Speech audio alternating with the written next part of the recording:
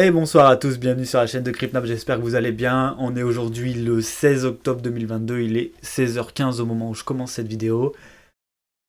Aujourd'hui on va faire, comme d'habitude pour les dimanches, une petite analyse, une rétrospective de la semaine passée avec l'analyse qui avait été faite, ainsi que, on va dire, la prédiction, l'analyse de marché plutôt, pour la semaine à venir.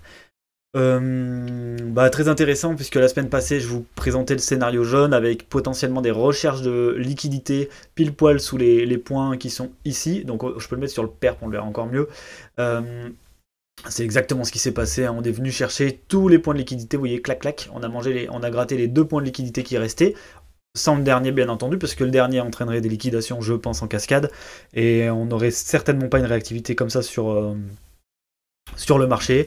Donc voilà, c'est exactement ce qui s'est passé. Maintenant, moi je vois bien un retour haussier. Bon là, on a eu quand même un beau retour des vendeurs sur cette mèche. Pour l'instant, on est en train de dessiner un triangle. Donc je vais le faire en gros le triangle pour que vous le voyez bien. Normalement, on a le petit outil pour tracer les petits triangles. Tac tac tac, on va chercher ça ensemble. Hop, donc c'est ici. Donc en fait, en gros, si vous voulez, on peut faire un petit triangle comme ça, on peut dire tac et tac, vous voyez. On a un espèce de triangle comme ça, donc là il est pas très beau, on va remonter un peu, hop, voilà. On a un espèce de triangle comme ça, donc voilà, statistiquement ça casse plus vers le sud, puisqu'on travaille le support, travaille le support, travaille le support, jusqu'à ce qu'il n'y ait plus personne qui ait la monnaie pour acheter le support. Et du coup on fracasse.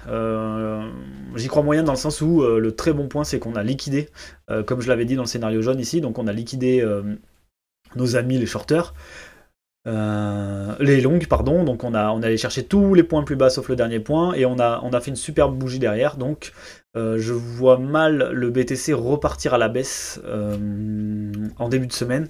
Ça dépendra, bien sûr, attention, hein, si les chiffres chinois sont très mauvais alors qu'il y a les chiffres chinois cette semaine, d'un coup dans la nuit on pourrait se faire prendre une petite surprise. D'ailleurs je vais regarder quand est-ce que c'est exactement les chiffres, parce que c'est vrai que si c'est tenu à 4h du mat, on pourrait se réveiller un peu dans le mal. Sauf que je les cache bien sûr, puisque d'habitude je m'en fiche. Donc on va dire next 7 days, et on va regarder la Chine. Tac tac tac, China. Ok, donc le 17 octobre, donc c'est bien tenu à 2h du mat. Ah non, ça c'est Condrace, ok. Tac tac tac, voilà, donc ils sont là, growth rate, et... je pensais qu'il y avait aussi l'inflation rate, non, en Chine. Non, à première vue, non. Bon, c'est pas si mauvais que ça. Donc, on verra. C'est important, mais c'est pas non plus le plus important. On reviendra sur ces graphiques plus tard. Dans tous les cas, le scénario jaune pour moi voilà, vous voyez les 20 500. Pour moi, c'est une zone qu'on va certainement retourner chercher, histoire de liquider des shorters, hein, surtout si on doit repartir au sud.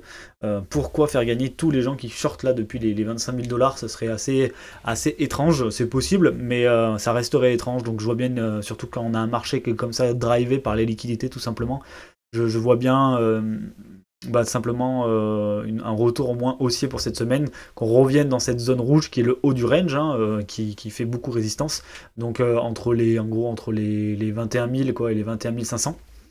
Voilà, c'est ma target on va dire pour cette semaine. Potentiellement elle sera calme, mais j'y crois pas trop. On devrait se regarder ensemble, on va se mettre la volatility par exemple. Donc ça c'est les indicateurs de volatilité, voilà il y en a plusieurs, hein, que ce soit la volatilité index, le chop ou les bandes de point G, vous avez tous sur le graphique. Ici en daily on voit quand même que le chop s'est déchargé cette semaine, puisque on a eu de la volatilité, mais en fait cette volatilité elle a pas rimé à grand chose. Donc en weekly on a rien du tout, puisqu'en weekly on a rien déchargé du tout. On est resté au même endroit quasiment, donc il y a quand même un chop qui est très très très chargé en weekly. On va potentiellement attendre un rechargement daily avant de pouvoir faire une percée, ou on va faire une percée d'un coup franche. Je suis plus sur le short squeeze, parce que le long squeeze est tellement attendu, j'ai du mal à le voir en fait. Pour moi on a vraiment des signes de bottom, parce que si je vous montre, je vais juste enlever ça, je vais juste revenir sur le paramètre YouTube. Si je vous montre le SPX en fait, donc déjà on a tapé le support weekly, hein, support weekly au 3500, bon là 0,2 parce que je l'ai tracé, je pourrais mettre 3500 pile. On voit que en fait ce qui s'est passé c'est que juste avant les chiffres US, on a ouvert baissier, on a fait une bougie haussière de dingue. Donc c'est assez... voilà, ça c'est assez quand même caractéristique de... On grignote les liquidités des longues. C'est ce qu'on fait depuis un moment même sur le SPX, mais par contre côté de BTC il monte de la force, pardon, hop, côté de BTC lui il monte de la force et il dit bah moi je gratte pas les longues parce que le problème c'est qu'il y aura sûrement une cascade de liquidation si on fait ça, donc il gratte un maximum de longues sans gratter le plus bas. À l'heure actuelle c'est ce qui est en train de se passer. Moi, je trouve ça plutôt très très très optimiste pour la suite, surtout que le Dixie est en train de faire le scénario attendu, c'est-à-dire retour dans la zone de rechargement de short, et attaque baissière. Là, il a fait une petite bougie, mais en fait, si on se met en 4 heures, à mon avis, il a dû faire un M, il va faire un retest, ou ouais, voilà, il est en train de préparer un M potentiellement.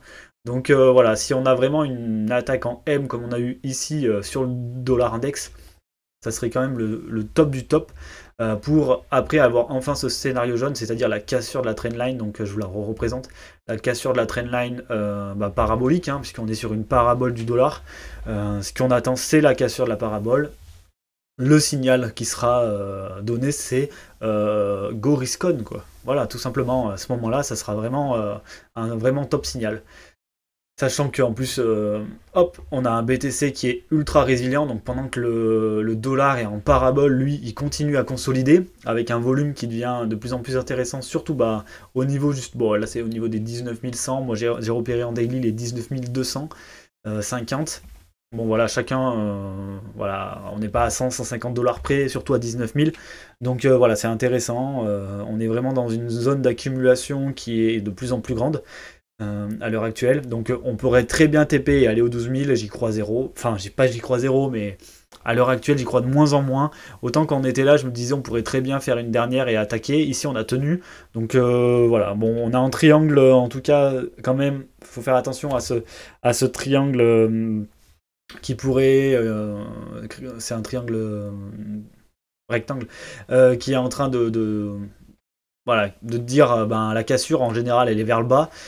Il y a beaucoup de gens qui vont commencer à en parler certainement, donc est-ce que ça va vraiment se passer? Est-ce qu'on va grignoter des liquidités et repartir? Bon voilà, moi mon scénario c'est vraiment cette zone ici des 21 500, et ici je verrai si je repasse avec un biais short ou s'il y a de la puissance en termes de short squeeze, mais je vois mal le BTC repartir sans aller squeezer les 20 500, donc entre 20 500 et 21 000, ça sera un prix quand même de vente pour des gens qui ont longue sur des positions ici avec des gros leviers potentiellement qui est visé. Donc voilà, faites attention si jamais vous êtes dans ce cas-là quand même. Couvrez-vous bien, surtout si personnellement, moi par exemple, je suis rentré par là, sur le PERP, je suis rentré en levier, voilà, mais bon, parce que je sais faire. Par ici, ouais, et là, en fait, ici j'ai TP tout simplement, je vais pas prendre le risque de garder une position, en plus ça coûte de l'argent, etc. Donc voilà, un peu d'expérience là-dessus. Quand c'est plat comme ça, c'est le moment de s'entraîner, mais c'est peut-être pas là où vous aurez le plus non plus de gains, puisque c'est assez compliqué quand même de trader un marché qui est ultra plat. Donc après, bien sûr, en une minute, des trucs comme ça, il y a des tendances qui se dessinent. Mais voilà, en daily, on a quand même tendance à toujours revenir vers le même point pour l'instant. On attend un breakout qui devrait pas tarder à arriver, donc potentiellement cette semaine, sachant que le chop en weekly est toujours chargé. Donc cette semaine, ou en tout cas dans les semaines à venir, peut-être certainement avant la fin octobre, aura-t-on une cassure vers le bas ou notre rallye, entre guillemets, le rallye d'hiver, avec une annonce de fin de QT par exemple au niveau des US, ça serait très intéressant. Donc ça veut dire un retour de la liquidité sur les marchés, et donc notamment le Bitcoin qui pourrait repumper avec des short squeeze à venir sur les 3 points qui sont repérés là. Donc que ce soit les 25 000, les 23 000 ou les 20 500. Moi voilà, vous voyez ma zone jaune, c'est vraiment ma zone de TP où il y aura de la vente. Au niveau des 28 000, si cet hiver on se retrouve là, parce qu'on reviendra certainement, je vois, on va pas repartir cet hiver to the moon, je vois bien en fait, voilà, pour ma vision un peu plus long terme, personnellement je vois bien quelque chose comme ça pour l'hiver. Donc bon là c'est un peu grossier, mais voilà, en gros on serait de nouveau ici à la même période de l'année prochaine, donc en 2023. Et par contre, on aurait squeezé un petit peu des vendeurs et on serait revenu ici et tout le monde aurait encore peur l'année prochaine de retomber. Bref, c'est vraiment mon scénario fétiche, il est comme ça pour l'instant sur du très court terme, plutôt du court terme. Donc cette semaine ou la semaine prochaine, je vois bien un retour dans la zone jaune entre les 21 000 et 21 500. On va aller regarder l'order flow aussi pour appuyer tout ça. Avec Ether qui est pareil, bah lui il est en attente. Ether lui il a grignoté toutes ses liquidités ici. Il a réintégré son petit range actuel au-dessus de son W weekly au niveau des 1280 $. Bah, là on a 1282.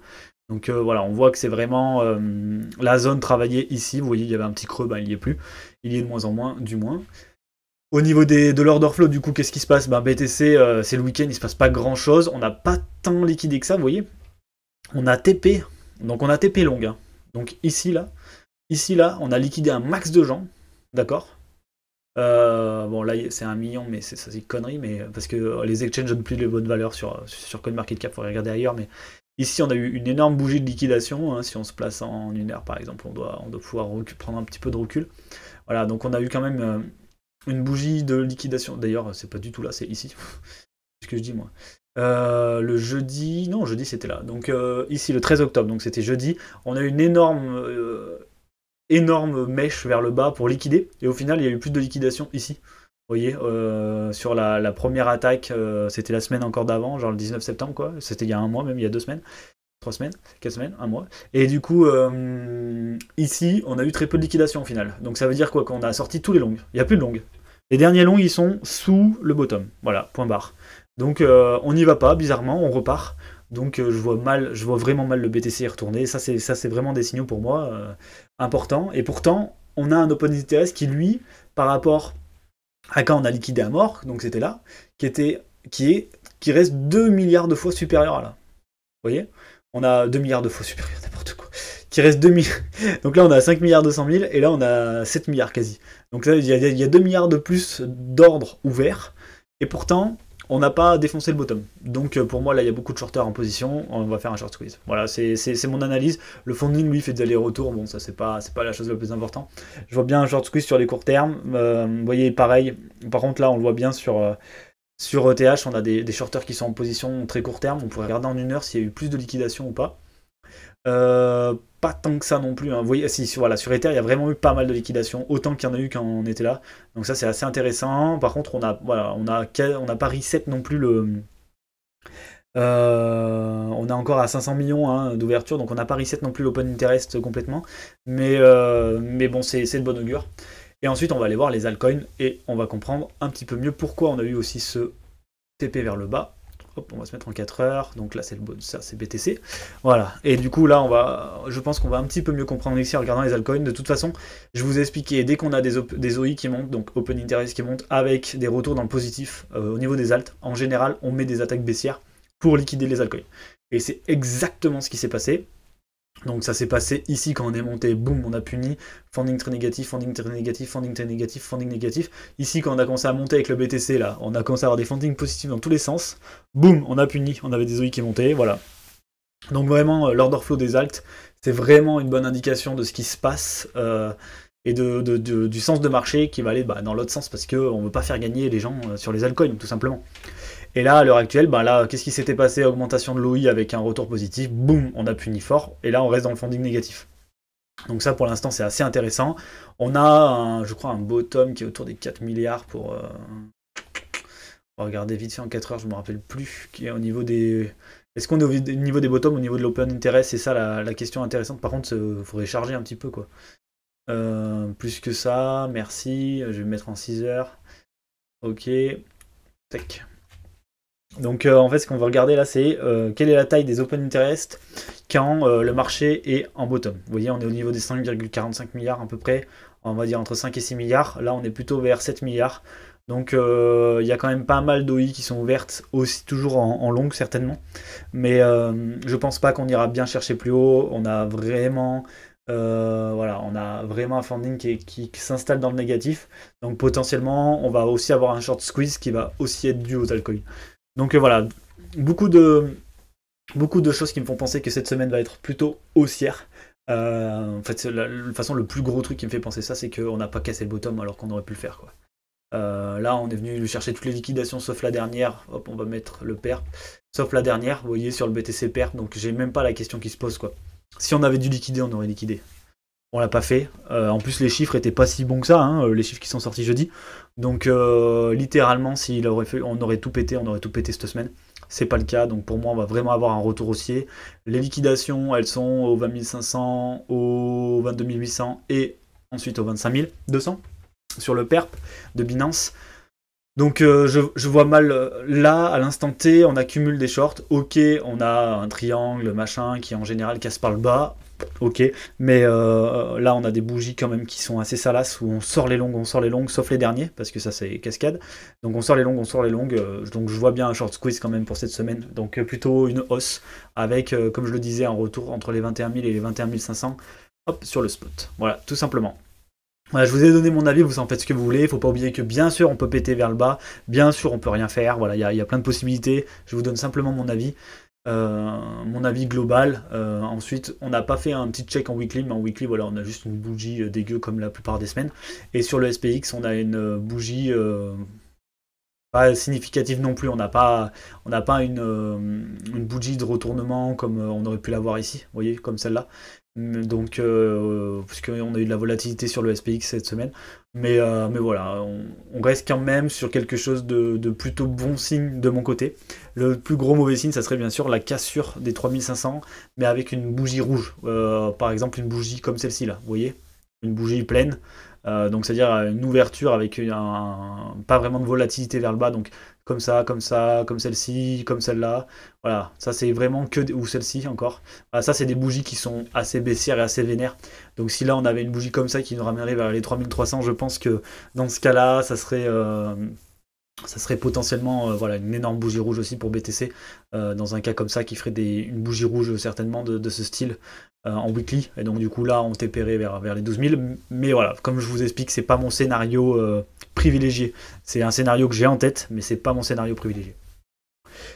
Voilà, j'espère que cette vidéo vous aura plu. N'hésitez pas à lâcher des commentaires, à liker, à partager, à tout ce que vous voulez. Surtout si vous êtes arrivé jusqu'à 17 minutes, c'est que finalement ça vous a un petit peu intéressé ce que j'ai dit.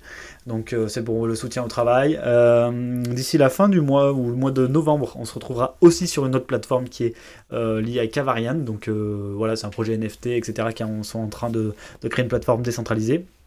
Et sinon, bien sûr, vous pouvez me retrouver tous les jours sur Twitter ou sur les différents Discord. En attendant, je vous souhaite à tous de passer une excellente semaine. On se retrouve mardi pour une autre vidéo. Allez, ciao, à plus.